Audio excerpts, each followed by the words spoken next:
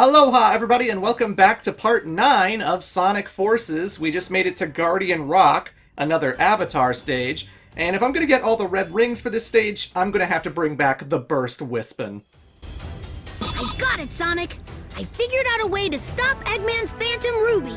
Great work, Tails! Based on these readings, the Phantom Ruby requires an incredible amount of energy, which only the Death Egg can provide.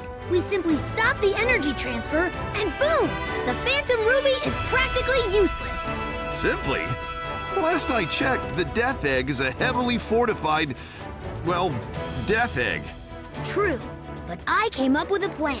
First, we distract Eggman. While he's not paying attention, we use the chemical plant computer to hack into the Death Egg's weapon systems and shut it down. With no weapons, destroying the Death Egg will be a piece of cake. No Death Egg means the Phantom Ruby is nearly useless. Well, it's just crazy enough to work. So, first we need a distraction. I'm on it. No way, Knuckles. You're too easily distracted. That's not a good trait for a distraction. Plus, you're our commander. We kinda need you here. How about the rookie? Eggman would never expect it.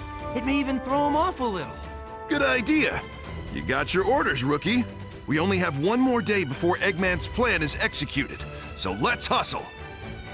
Clement the Great looks really happy because he knows the rookie stages are the best stages in the game. And yeah, I kind of like Guardian Rock too. Not only is the music fantastic, but there's like this giant robot crab walking around, and I assume other crabs that are like stomping into Green Hill, so you have to make sure that you don't rush into them, run into the spikes, or get stomped into a red jelly, or a white jelly, an orange jelly, whatever your custom character is, you know.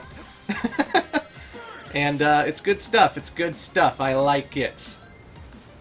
One thing I haven't commented on about the rookie, and we are on the second last stage of his, so I might as well talk about it now, is like, so he has this wire to swing around the stages, right? And I do wish it wasn't as automatic as it is. I wish it was a little more player input going on there, because like, you know, when I think about like swinging mechanics in video games, those are always fun. I look at like Super Castlevania 4, when you're playing as Simon Belmont and you can swing off those things. It's so fun swinging from platform to platform. I think about Uncharted 4, where Nathan Drake got a grapple rope that he would use to actually swing over giant crevices or whatever. It is so freaking fun. And I think about like that one mission in Sonic Generations where you're in Seaside Hill and you're teaming up with Espio, and you actually have to swing back and forth in order to reach your destinations. And I kept thinking, that mechanic would have been really fun for the Avatar. And if they ever bring this character back, and if he has, like, the grapple wire again, please, Sonic Team, don't make it automatic. Don't make it something where you just, like, homing attack a thing, and then the game plays itself. Let us swing. Let us actually have to give the character momentum and jump at the right times and stuff. Because that would be way more satisfying, you know? But that's just me.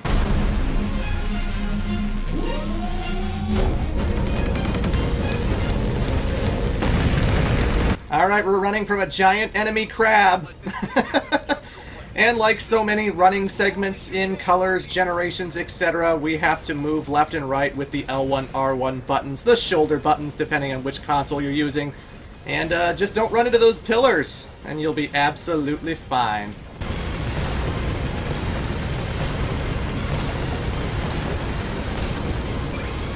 Alright, here we go! Ugh! Ugh!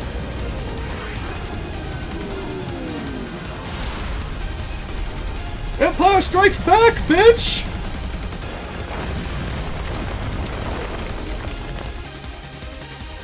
Like I said before, I'm pretty great. Sonic thinks so too! So yeah, folks, that's Guardian Rock. And yeah, I just wish the wire stuff, I just wish swinging around wasn't so automatic. I wish it wasn't just some cutscene that triggers and the character just kind of whips around by itself. I wish we could swing with the character. I wish we could actually do the swinging ourselves, but yeah. Another thing I wanted to bring up about the swinging mechanic is that, like, a lot of people theorize that this game was not originally supposed to have a custom character element to it, you know?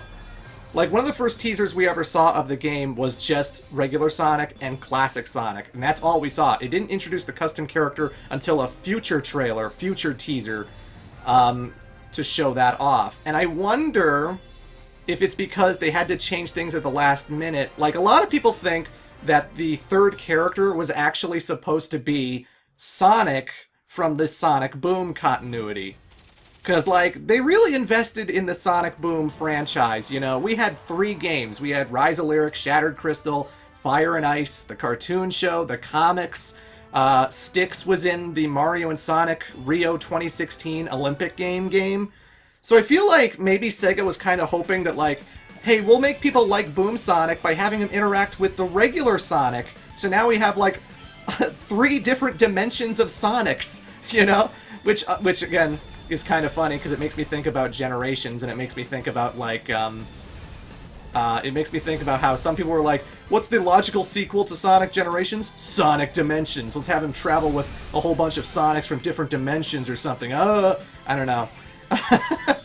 But, and you know, the final boss of Sonic Forces, if you've seen it before, that particular robot really looks like the main villain from Rise of Lyric. You know, the Snake Man Lyric, who's in his giant robot suit. It kind of looks like him, a little bit. It's not red, but well, you'll see when we get to the final boss. But, you know, between, like, the swinging around between the final boss kind of looking like Lyric, a lot of people make the theory that maybe it was supposed to be Boom Sonic. But then again, I don't know if that's true. Maybe it's just hearsay. No clue if it's true, that's just how it feels, you know? I'm almost at the chemical plant. How's the rookie doing with the distraction? Oh, so far so good. We might have to stop using the nickname Rookie if the kid keeps this up. Next, we've got to get to the computers at the chemical plant and shut down the Death Egg's weapons system. Perfect. I've been waiting for my turn to bust some heads. Alrighty, Network Terminal. And I actually like this stage, believe it or not. The Rookie did a great job as a decoy. Time for you to do your thing. We have to capture the chemical plant. If anyone tries to stop you, take them out. Say no more. They won't know what hit them. I really like the aesthetic of this zone. This is really cool. Because, like, okay, it is another chemical plant zone. We've seen chemical plant a whole bunch. I just complained about a chemical plant stage in the last video. But I like that this stage actually begins outside, and we're in what looks like kind of like an oil tanker in the middle of the ocean, you know, which you don't see too often as a theme in Sonic the Hedgehog. And I like the fact that it's clearly like the Arctic Ocean because it's like snowing and it's really cold, and I would not want to fall into that water, let me tell you. It's just a really neat image for a Sonic stage. It's like the closest thing we've gotten to like a 3D oil ocean or something. It's really cool, pun entirely intended. And and then you get into the inside of Chemical Plant, and then it turns 2D, the music changes, and they actually have this little fun gimmick where the Mega Mac is being poured so hard that it's actually moving all of the platforms and spinning you around. And if Sonic actually gets caught into the Mega Mac, it will, like, push him all the way down. And if it's, like, above a bottomless pit, you will fall into the bottomless pit and you will die. But if you're not above a bottomless pit when it pours on you, then Sonic actually gets kind of drenched and you can't jump out of it. You have to kind of wait for it to stop pouring, and he just kind of stands there while this purple liquid is just, like, raining down on him and stuff. And this is a fun level. This is a pretty neat level without too many quick time event moments, you know? And it's one of the few levels in the game that I really enjoy. So yeah, I really enjoy Network Terminal. It's got good music, I like the gimmick, I like the aesthetic, and again, I'm playing this so far 1 minute 54 seconds, and I'm not at the end yet, so it's almost long enough. Almost. But now we're at the end of the stage, so... I found a way through to the computer room. All right! Now we can destroy the Death Egg. Vector would be proud, Sonic. Vector would be proud. We found the computer room! But, yeah, I really like that stage. And again, do you see how disappointing it is when, like, there's a lot of great stuff in this game, and it's, like, offset by some really bad stuff? Like, the game is so uneven, it's so bipolar. Sometimes it's great and I'm really enjoying it, sometimes it's bad and I'm really hating it. And, again, I've said this before in the Sonic 06 review, it will bear repeating here. If Sonic Forces had a bad story, but really great gameplay, I wouldn't even care that much about the story. It'd be a little disappointing, sure, but it wouldn't be like a deal breaker, you know? I do have a problem with a majority of the gameplay in Forces, but I still wouldn't say it's as bad as like 06 or Secret Rings or anything. Like, yeah, I find this game disappointing. It's not terrible. This is not a terrible game. That is a huge over-exaggeration if you will make that claim, personally. But yeah, we've reclaimed chemical plants, because I guess that one facility makes up a gigantic portion of the map. A gigantic portion of the world, anyway. So now I'm going to play this secret stage with the Rookie, which again, these energy balls being shot into a whole bunch of different directions. We've seen this in Lost World, we've seen this in Colors. They're bringing this stuff back a lot, and yeah, it's okay, I guess.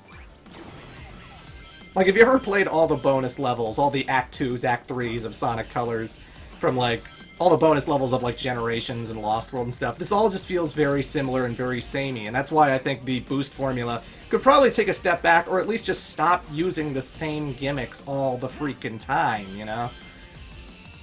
Like, we've had these similar kinds of levels in Colors, and when it comes back in Forces, it just kind of blends in with all the others. Just kind of blurs, and it's like, okay, it's just more of the same. And again, if Forces is your first Sonic game ever, and you've never seen Green Hill before, you've never seen Chemical Plant before, never seen the Death Egg before, maybe this won't matter as much to you, right? But as a hardcore fan, it's a bit much. The Death Egg's weapon systems are down. Now's your chance. Move! Hurry! Just destroy the Death Egg and cut off the power supply. You're making it sound like a walk in the park. This is a Death Egg! Don't sweat it. The other Sonic has this under control. Okay, so we're back with Classic Sonic to tackle Death Egg. Death Egg. Why don't they come up with a second title? Hey, the defense system's still up. I thought we shut it down. Probably switched over to auxiliary power. Not to worry. Sonic is on the job. He'll find a way through. Oh good, so the Rookie created a distraction, Sonic hacked the computer, and the defenses are up anyway. Well, what the hell? I mean, we did take back 2 sections of the world, so I guess it wasn't a lost cause, but still. It's just funny that they went through all this trouble to deactivate the defenses, and then when they can't, it's just like, oh, well, Sonic's got it. Whatever. We played Sonic 3 and Knuckles. We know how this turns out. Because, yeah, this stage is actually very, very similar to how it was in Sonic 3 and Knuckles. You know, sometimes when they bring back the Death Egg, like in Sonic 4 Episode 2, it's not exactly how it was in 3 and Knuckles. Even previous Death Egg stages that we played with the Rookie and Modern Sonic, it was very different. But here we actually have the energy ball pathways that, like, split and go into alternate paths. And alternate paths, like, you know, I don't like Classic Sonic's momentum in this game. I think his physics are completely off. But I will say this about the Death Egg Zone. This is probably one of the better Classic Sonic stages just because of how many routes there are. Like, in order to get all 5 red rings for this stage, I actually dipped my toes into 3 different pathways. So you see me getting, like, a ring, going all the way back so I could go to another path. Because, like, there's, like, 3 pathways you could take at this point in the game. In this point in the level, rather. And, that's pretty neat. That's pretty good, you know? Like, if the physics were good, if the momentum was good, I actually think this would be a pretty good level to play because, you know, there's a lot going on. There's lots of different set pieces to replay the stage for that you didn't see on your first runs. And, yeah, it's pretty good. It's pretty good. What can I say? What can I say? Again, I just have a very bipolar relationship with Sonic Forces. Sometimes it's hot, sometimes it's cold. Sometimes I'm happy, sometimes I'm not happy. It's just... Ugh, it's why it's so disappointing, because it's like you see the potential, you know what I mean? Like, I have upside-down platforming. That's fun. That's neat. I enjoy that. And we also got the countdown with the rings that travel you all over. Whoa, whoa, whoa. I'm not doing anything at this point. Just like with 3 and Knuckles, I'm not touching anything, and Sonic just gets to his destination regardless, so, yeah. But I gotta stay on this conveyor belt if I'm gonna get to a red ring. A lot of people will just jump off head to the right and instantly go to, like, the exit of the stage. But no, I'm gonna do the actual platforming, goddammit. I'm gonna play the level the way it was meant to be played. Yes, sirree, Bob. Holy Jesus. That was a tight jump. That was a tight jump.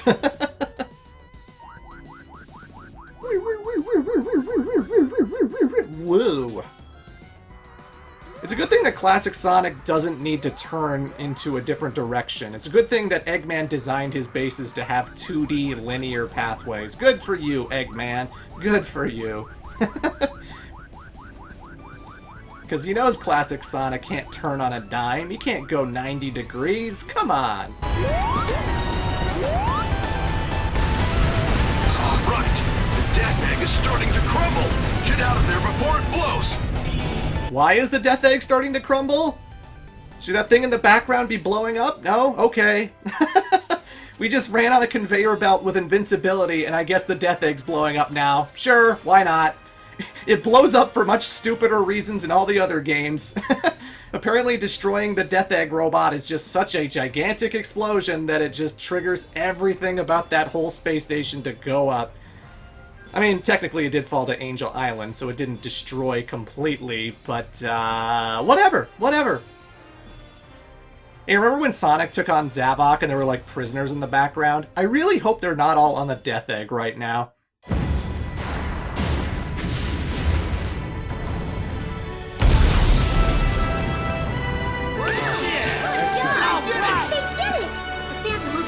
Should be down to almost nothing. That's right. Those resistance pests and their clever little plots. They're like something on your shoe that you can't wipe off. It appears they have taken our legs right out from under us. Quite impressive, really. I don't have legs. Neither do you, dude. Don't remind me, dude. 5 more hours before the plan is executed.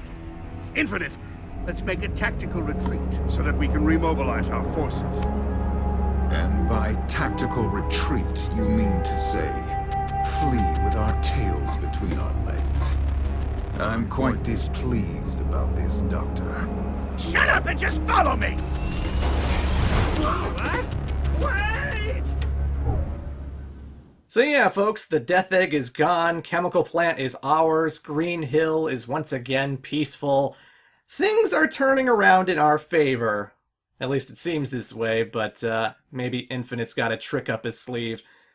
Either way, folks, I'm going to end with the Guardian Rock theme song, and I'll see you in part 10.